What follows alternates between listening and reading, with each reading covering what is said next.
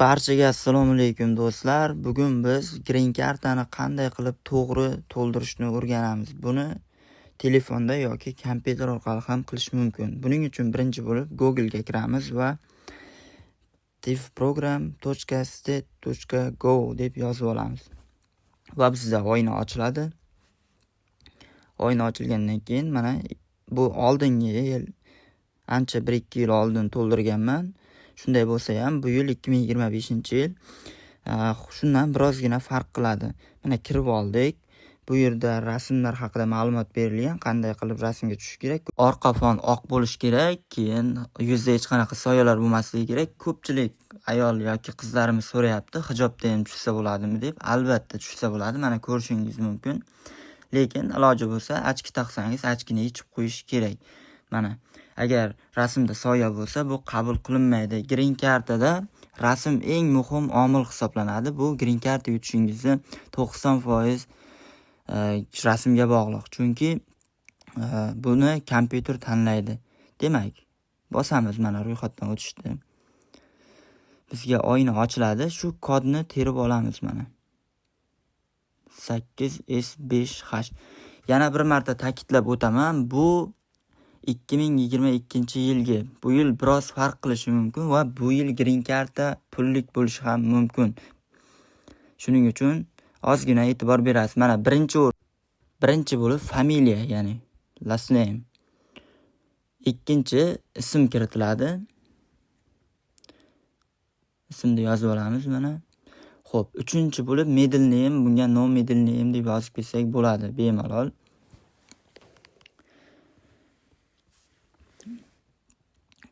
Keyingi o'rinda mana jins haqida ma'lumot keltirilgan. Bizda erkak kishi bo'lgani uchun erkak deb belgilaymiz. Shu o'rinda aytib o'taman, kanalimga hoziroq obuna bo'ling, chunki YouTube'da 1000 tadan oshishimiz kerak.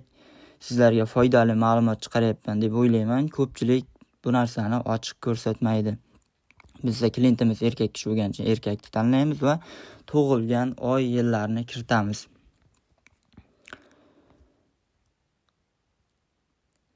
Yana bir marta qaytarib o'taman, ma'lumotlarni kiritishda hech qachon shoshilmang. Birinchi bo'lib oy kiritiladi. Bizda birinchi bo'lib sana yozilsa, bu yerda birinchi bo'lib oy, keyin kun, oxirida yil yoziladi. Shunda ham adashib qolmang. Birinchi bo'lib oy, tug'ilgan oyingizni yozish kerak. Keyin tug'ilgan shahringizni kiritasiz va keyin tug'ilgan davlatingizni, biz O'zbekistonni kiritamiz. Undan keyin davlating Green Card'ni qo'llab-quvvatlaydimi deyapti. Ha deb kiritamiz bu yerga. Keyin rasmni yuklashni bosamiz. Rasm bizda tayyor, rasmni yukladik va undan keyin kiritiladigan joylar mana. Xo'sh. Bizda birinchi bo'lib adresni yozamiz. Xo'sh, shu o'rinda kanalimga obuna bo'lish esdan chiqmasin, chunki biz bugun 1000 ta bo'lishimiz kerak. Barchaga foydali deb o'ylayman. Bu videoni maksimal do'stlarga tarqatib qo'ying. Yashash adreslarimizni kiritib olamiz.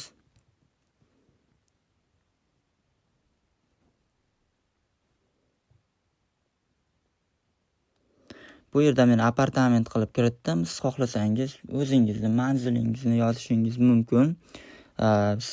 Toshkent shahridan mijozimiz va bu yerga Olmazor rayoni. Bu yerdan shahringizni postkodini topishingiz mumkin. Buning uchun Google ga postkod deb yozsangiz, ya'ni pochtaviy indeks deb yozsangiz, manzilingizniki chiqib keladi. Masalan, Olmazor rayoniniki masalan 100.069 ekan. Buni kopirovat qilib postkod so'ragan joyga yozamiz mana.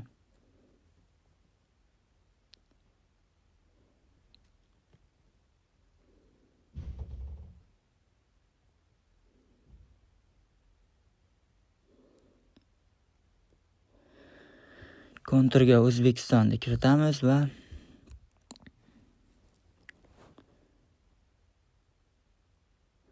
agar mabodo siz postkodni topa olmasangiz, postkod, no postkod deb belgilab ketsangiz ham bo'ladi. Keyingi 9. Hozirda qaysi davlatda yashayapsiz? Agar siz mabodo boshqa Rossiyada ishlayotgan bo'lsangiz yoki Yevropa davlatlarida ishlayotgan bo'lsangiz, bemalol shu hozirda yashab turgan joyingizni kiritasiz. Undan keyin telefon nomer va undan keyin elektron pochta. Elektron pochtani adashmang va o'zingizni asosiy elektron pochtangizni kiriting. Agar mabodo confirmation nomer esingizdan chiqib qoladigan bo'lsa, shu email pochta orqali confirmation nomerni tiklab olasiz. Keyin sizni ma'lumotingiz haqida so'rayapti. Siz qaysi darajada bo'lsangiz kiritasiz. Oliy daraja bo'lsa oliy, o'rta maktabni bitirgan bo'lsangiz o'rta maktabni bitirgan. Shu kabi kiritasiz bemalol. Xo'sh, undan keyingi holatingizni so'raydi. Uylangansizmi yoki ajrashgansizmi? Xo'p, oilalimisiz? Barchasi kiritilgan. Agar uylangan bo'lsangiz uylanganman deb kiritasiz va bo'ydoq bo'lsangiz bo'ydoqman deb kiritasiz. Xo'sh, demak belgilaymiz. Demak do'stlar, shu o'rinda kanalimga obuna bo'lish ham esdan chiqmasin va bu videoni green card o'ynamoqchi bo'lgan do'stlarga jo'natib qo'ying. Va yana qayta aytaman, bu hali 2025-yilgi green card o'yinlari ochilmadi va bu oldingi green card. Keyingi o'rinda agar farzandlaringiz bo'lsa, farzandlaringiz sonini kiritasiz va bizda hamma ma'lumotlar chiqdi. Yana qaytadan tekshirib ko'rishingiz kerak. Agar hammasi to'g'ri bo'lsa, submit tugmachasini bosamiz va green carddan mana ro'yxatdan o'tdik va bizga kerak bo'ladi mana confirmation nomer. Qachonki 5-may kuni keladi va shu confirmation nomer orqali bemalol green cardani yutmaganligingizni tekshirishingiz mumkin.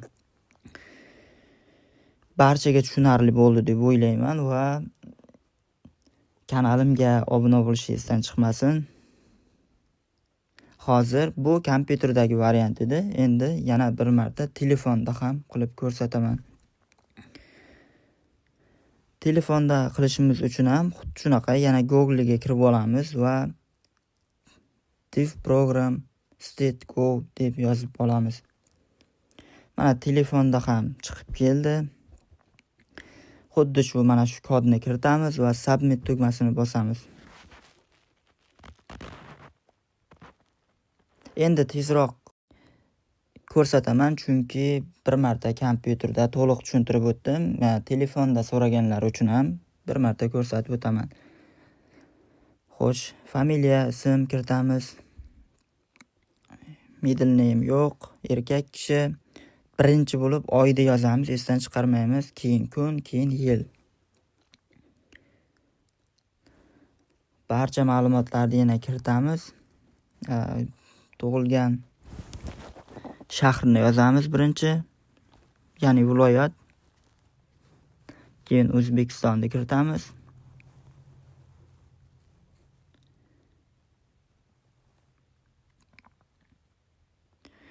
Yana rasmni yuklaymiz. Mana bizda tayyor rasm bor. Boyagidek hamma ma'lumotlarni kiritamiz, adreslari, manzillari va postkodlarni yuklab olamiz.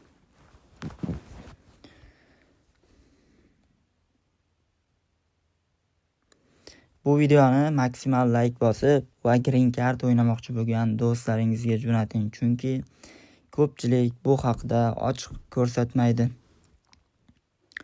Mana ma'lumotlarni kirgizdik. Postkodni ham tayyor qilib yozgan ekan bu klientimiz. Shuning uchun postkodni tayyor yozib yuboramiz. Qidirishni hojati yo'q.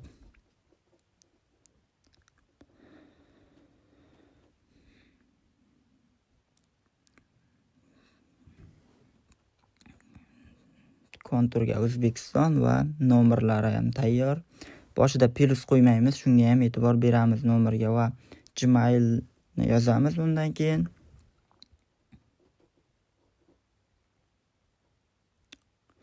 Shu Gmailga e'tibor beramiz, chunki Gmail orqali tiklab olinadi agarda confirmation nomer yo'qotilsa ham. Keyin ma'lumotlar, darajangiz va oxirida farzandlar bormi yo'qmi? Farzandlar yo'q. Bu ham yana bir marta tekshirib chiqamiz to'g'ri-noto'g'riligiga va to'g'ri bo'lsa submit tugmachasini bosamiz. Mana biz tayyor ro'yxatdan o'tildi.